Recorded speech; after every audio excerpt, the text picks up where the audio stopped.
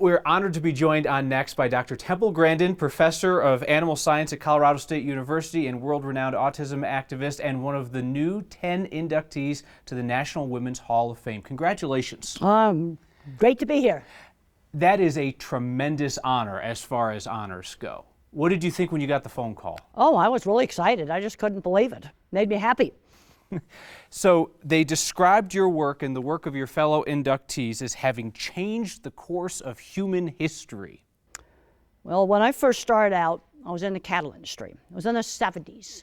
And being a woman in a man's world in the 70s was not easy. There was a scene in the HBO movie where they put bull testicles on my car. That actually did happen. And one of the things that kept motivating me is I wanted to prove that I could design really good equipment and that I could do things. It was long, sustained, hard work. When I first started out my career in the 70s, I thought if I could just build the perfect system, everything would be perfect. That solves about half the problems, because the other half is management. And then, in the late 90s, I developed a very simple scoring system for assessing animal handling and stunning at the slaughter plant. And I worked with McDonald's on implementing this very simple evaluation system. I saw more change then than I'd seen in my whole entire career. And one of the reasons why it worked, it was simple. 5 simple things you measure, like traffic rules for meatpacking plants. When you look back on your earliest work, is that what you're most proud of? Well, I have things, a lot of different things I get proud of. I think about my fanciest, nicest drawing I ever did. But when I did those dip fat projects, I had a lucky break. I was asked to design it, and I walked through the door. Some people are scared to walk through the door. And when Gary Oden of McElhaney Cattle Company asked me, I said, give me 3 weeks. Because I was only at the 60% level of knowledge. And I've since have learned from that book, Lean In, that a guy will take a job at the 60% level, but oftentimes the woman has to be at the 90% level. But I said, give me 3 weeks, because it was pre-internet. And I knew that I'd have to get on the phone, we used to call it the horn, pick the horn up, because there were drawings I had to get on concrete reinforcement.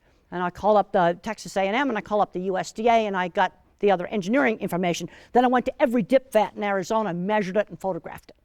I have heard you described as a groundbreaking thinker and someone who is determined and incredibly intelligent. I've never heard the word lucky used to describe you, but you say lucky. Well, in Arizona, at the time I did those dip vats, we had an outbreak of scabies, a nasty mite.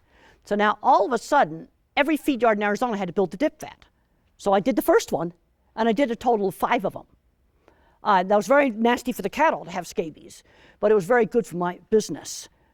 But what I did when I was asked to design the first one is I went through the door and I did it. Oftentimes, people are too scared to go through the door. I heard a very sad story about a lady who got a full scholarship at a major art school, and she didn't have the confidence and she turned it down.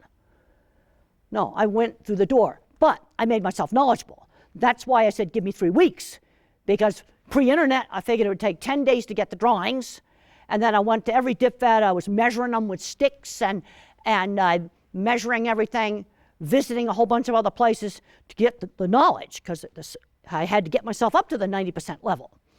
Many people have heard you discuss how your autism allows you to think in pictures and analyze things like that. Can other people learn to think the way you do? Is that possible? Well, I'm an extreme visual thinker.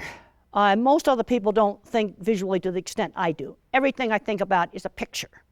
And I designed a ramp system going into the dip vat, which was shown beautifully in the movie with real cattle walking down a ramp that's non-slip.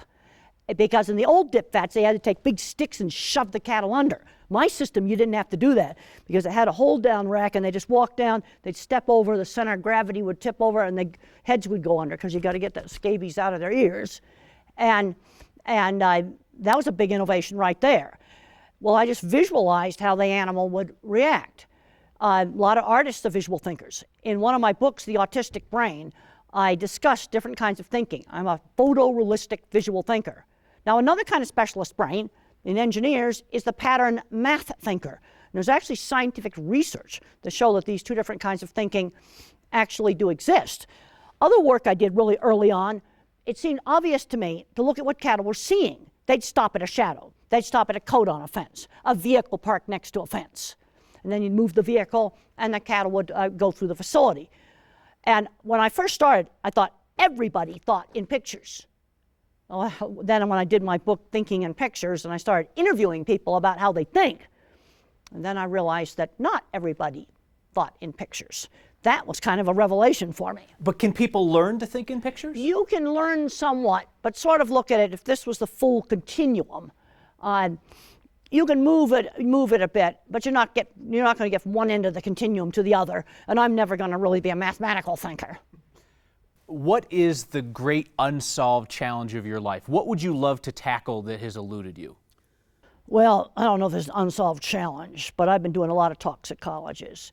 And one of the big things I've been talking about is I want to see these kids that are kind of quirky and different. They might be a little bit autistic. Einstein had no language till age 3. He's probably on the spectrum. There's other famous people probably on the spectrum.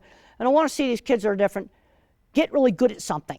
You see, I used my visual thinking skill in designing livestock equipment. Get really good at something, get into great careers. When I worked on these projects, I worked on both these plants here in Colorado. That Fort Morgan plant, when they built the big additions, I was out there working on those projects. I worked with really clever millwrights and people that I know were a little bit dyslexic or a bit on the autism spectrum, and they had great jobs, and some of them own metal fabrication companies. I see Junior today getting addicted to video games. I don't want to see Junior go there. I want to see him go to Silicon Valley if he's the mathematical mind. Go into industrial design. You see, in engineering, there's two sides. There's the visual thinking side, and then there's the mathematical side. Let's take the iPhone, for example. Steve Jobs was an artist. He's probably on the spectrum. Made an easy-to-use interface. Then the engineers had to make that phone work. That's the two different kinds of minds working together on projects. I imagine you must hear from parents of kids who are on the spectrum who tell you that you give them hope. Autism is a very big spectrum, and they changed the guidelines in 2013, and some of it's kind of bad, because now you have the kids where there's no speech delay, what they used to call Asperger's, just socially awkward, getting put in with kids that maybe can't dress themselves. It's all got the same label, and that's not a good thing. I was mainstreamed into a normal first grade, elementary school, had a horrible time in high school. I got thrown out of 9th grade for fighting, ended up going to special boarding school where I learned horse barn management, riding, carpentry, roofing. I wasn't doing very much studying. But one of the things I was learning how to work. And this is a big problem for a lot of these kids today. I'm seeing a 13-year-old labeled autistic, fully verbal. He's so over-shouldered, he'd never ever gone shopping by himself. Just go in a store and buy something. No, you've got to stretch them. Mother had a really good sense just how much to stretch me to get me doing things. And then my science teacher came along in my last year, and he encouraged another Mr. Carlock, and then there was another science teacher, Mr. Burns. They encouraged me to work on the optical illusions, and they made me figure it out for myself. Now I had a motivation to study. There was now a reason for studying, because studying would help achieve a goal. Now we've got to get these kids out of their rooms. Let's start off with walking dogs in middle school. If you belong to a church, get a volunteer church job, maybe work in the farmer's market. In Colorado, you can do safe retail at 14. These kids need to be working at jobs in the summer. They've got to learn the social skills, be on time, do the job. One last question for you. This might seem like an odd one. I love your Western wear. Did it start out as a utilitarian thing, just you're working on the ranch and that's what you wore? But every time I see you, you're wearing some fantastic shirt or jacket. How did that come to be? It's kind of your trademark, I would say. Well, it's become a trademark now. This is a special shirt right here that was made Colorado State University. Just get a close-up of the sleeve there. People give me shirts. This is the only custom-made one. All the other ones are store-bought. I get them as gifts too, but I've just made that kind of my trademark. It's kind of your thing. Yeah. People know that Temple Grandin's in the room. Thank you so much for your time. Well, thank you for having me. And congratulations on your induction into the National Women's Hall of Fame. Quite the honor. Thank you.